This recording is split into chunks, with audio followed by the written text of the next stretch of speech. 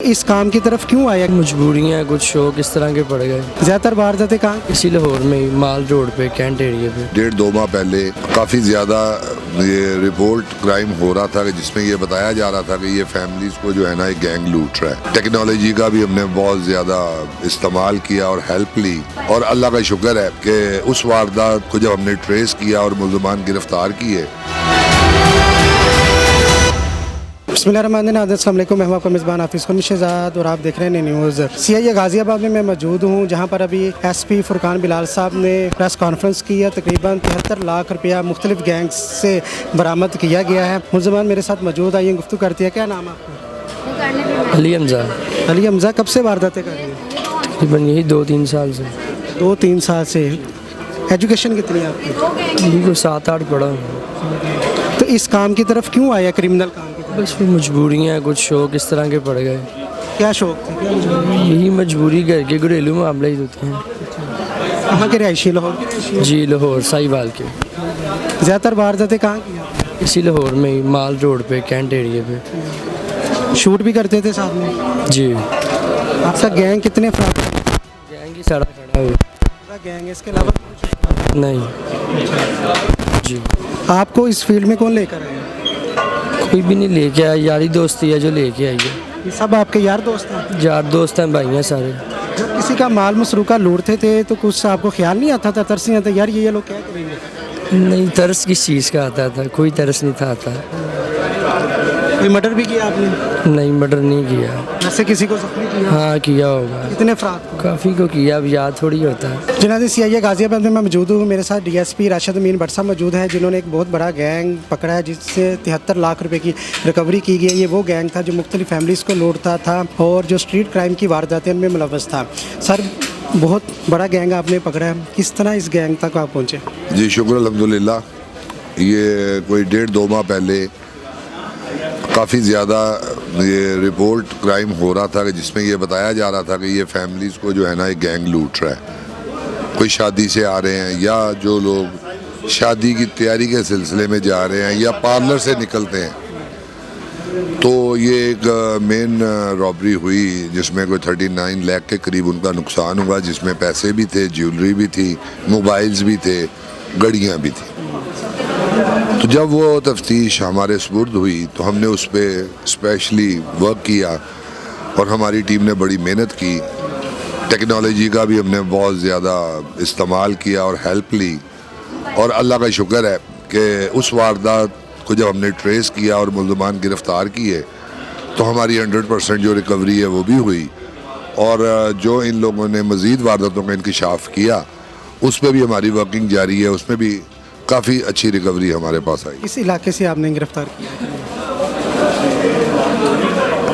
इन लोगों को हमने लिटन रोड के एरिया से गिरफ्तार किया। यस। अच्छा सर, आप ये समझती हैं कि इनसे जो तफ्तीश की जाएगी, इसके अलावा इनके जो मुख्तलिफ मुल्ज़मान हैं या इनसे जो रिलेटेड गैंग्स हैं उन तक भी आपकी रिसाई होगी? वो तकरीबन हमने सारे कंप्लीट कर लिए हैं जो इन्वॉल्व थे। एक सर बता रहे थे कि एक मफरूर है, वो केपी में, उसका हमें पता चला है, हमारी टीम वहाँ जा चुकी है। इंशाल्लाह जल्द उसको भी हम गिरफ्तार कर लेंगे। आज की हमारी प्रेस कॉन्फ्रेंस बेसिकली 2 गैंग्स के बारे में है। इसमें शहर में बहुत ज़्यादा आप देख रहे थे कि स्ट्रीट क्राइम बहुत ज़्यादा बढ़ गया और फैमिलीज़ के साथ वारदातें बहुत ज़्यादा हो रही थी। इसमें जो पहला गैंग पकड़ा है जिसका हेड ये राहील था, जो कि साबका रिकॉर्ड याफ्ता है, ये स्ट्रीट क्राइम में बहुत ज़्यादा इन्वॉल्व था, मुगलपुरा के एरिए में और सिविल लाइन के बाकी थानों के एरिए में, हरबंसपुरा वाले एरिए में, और इसके अलावा नॉर्थ कैंट के एरिए के अंदर।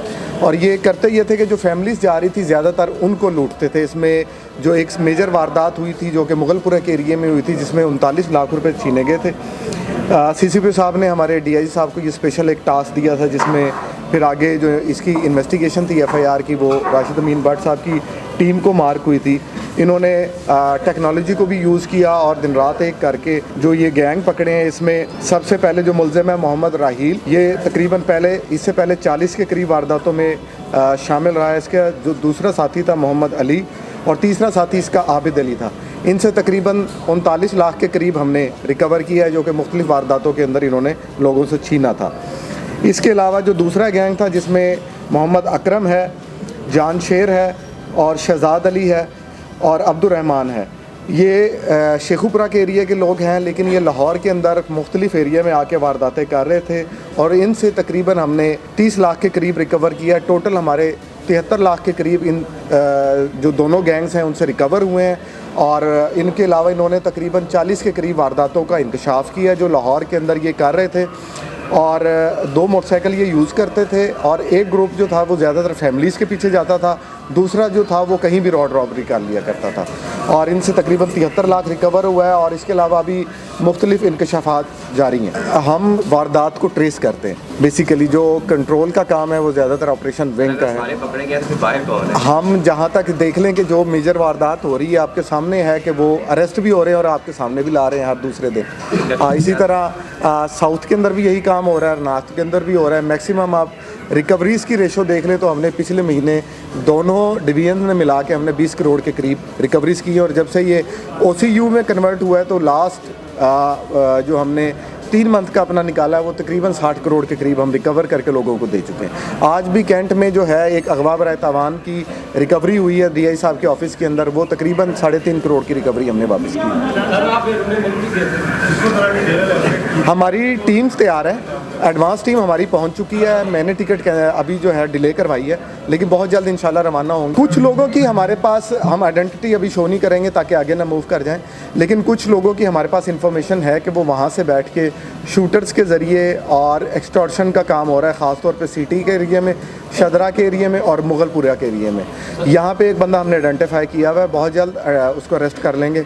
और एडवांस टीम हमारी जो टेक्निकल टीम है वो दुबई में इस वक्त मौजूद है और काम हो रहा है। जैसे हमें यहाँ से गो हेड मिलेगा तो साथ जाएंगे। कानून शहादत कहता है हेयर से इज़ नो एविडेंस, तो हेयर से पे नहीं रहते।